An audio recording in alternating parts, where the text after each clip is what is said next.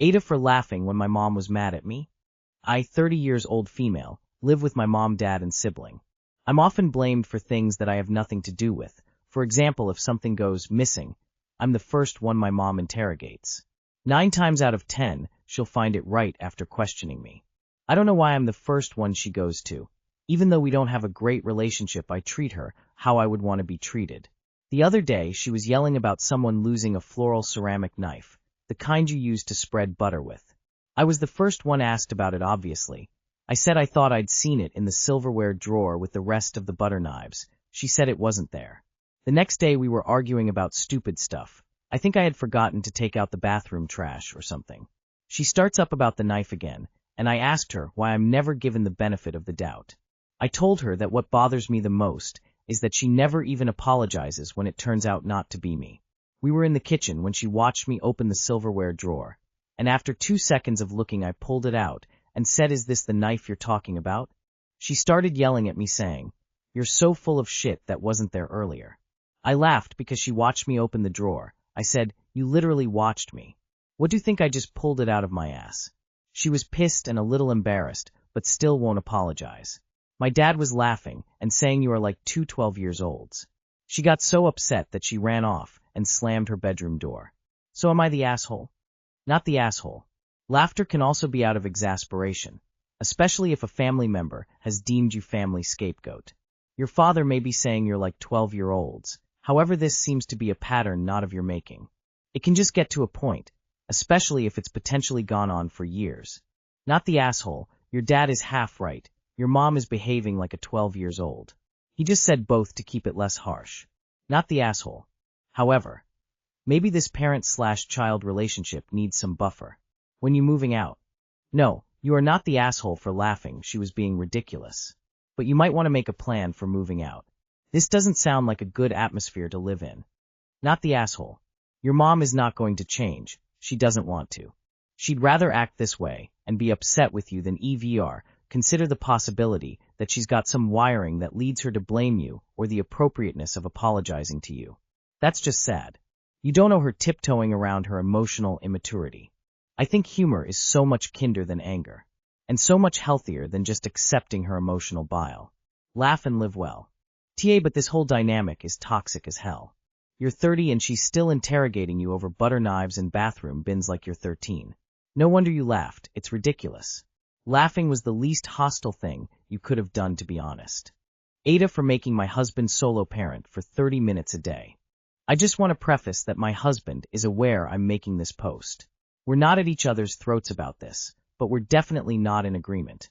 So I'm 30F and he's 34 male. We have 2 kids, 1 and 2 years old. I work from home part-time, 12 p.m. 5:30 p.m. Monday through Friday. I also watch our 2 kids. In the morning they get all my attention, and it's not too bad, but in the afternoons after their naps when I'm trying to work, keeps them entertained and taken care of. It's quite difficult. We're actively working on a different solution, but this is what we have to do now. My husband comes home right around 5:30 when I get off, and I immediately start getting dinner ready. I hate laundry, and he hates cooking, so we have an agreement that I do all the cooking, and he does all the laundry, and I don't mind at all. The only thing I ask is for him to watch the kids and keep them out of the kitchen for 20-30 minutes while I get dinner ready for us all. It's always a struggle for him, and I know he's tired after working all day too, but I really need to be able to keep them out so they're safe and I can get it done. He usually asks for help when one is fussing or he has to go to the bathroom or whatever.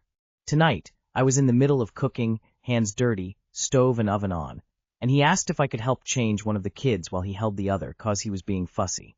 I told him no, that I do this all day by myself and work, and all I need is 20 minutes to cook for everyone. He got really upset at this, saying that's not fair cause I am home now and I can stop for 5 minutes to help. I finally caved and helped, but I feel like it's not that much to ask for 20-30 minutes to cook.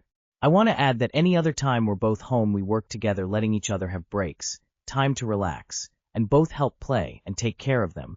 The care is very evenly split when we're both home. So AITAH for initially refusing to help my husband with our kids while trying to cook? Not the asshole. He can handle his own children for 30 minutes. Holy hell, the weaponized incompetence. He should be embarrassed. Not the asshole. That's not solo parenting. That's just parenting. It sounds like he leaves you with the kids a hell of a lot more than 30 minutes a day. Not the asshole. It's literally a half hour.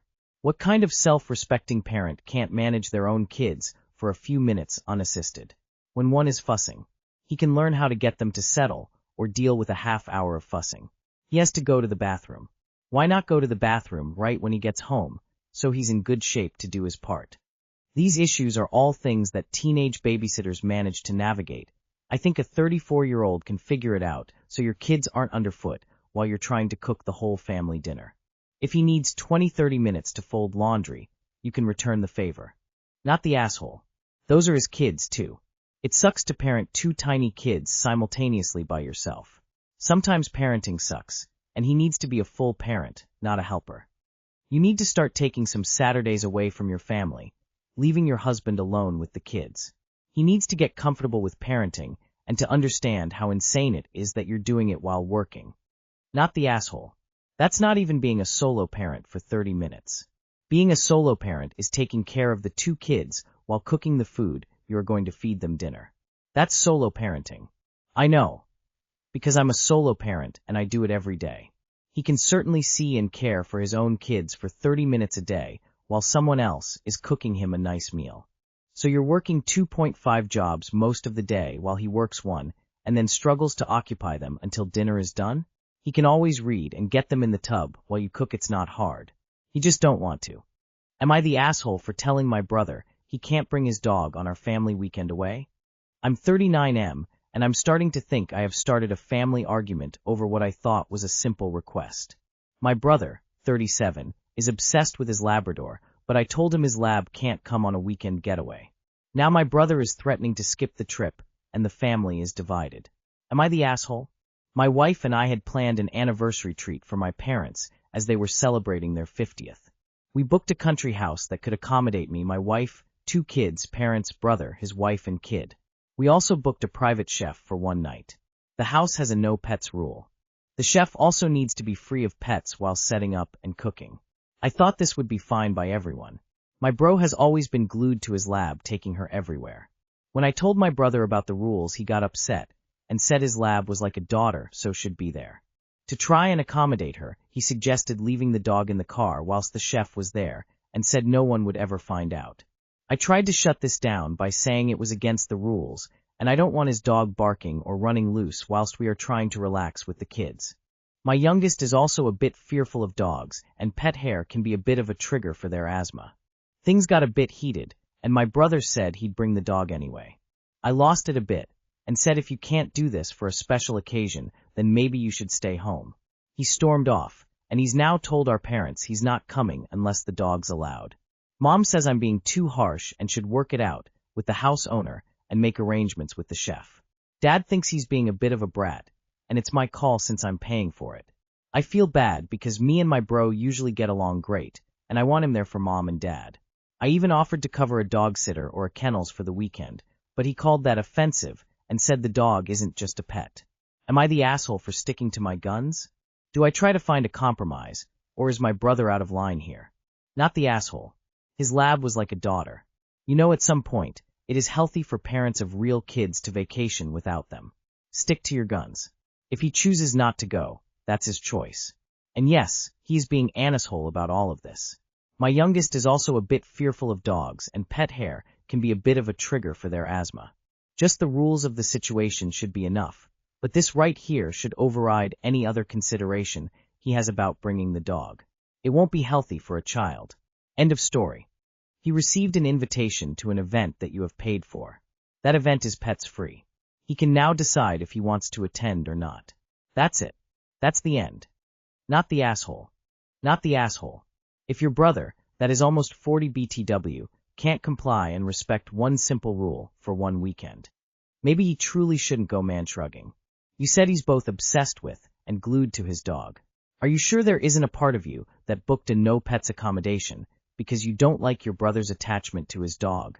It seems strange that you use this language, but thought it would be okay with him. Not the asshole. Withdraw your overly kind offer to pay for his dog to be boarded. The owner of the house made the rule. Not you. Why are all these fools blaming you? This is a very common restriction among vacation rental landlords. Bro can stay home and sulk. I wonder how his real kid feels to know her dad thinks of his mutt the same as a child. If mom can't shut up and be happy for a free vacation to celebrate, she can stay her tail at home too.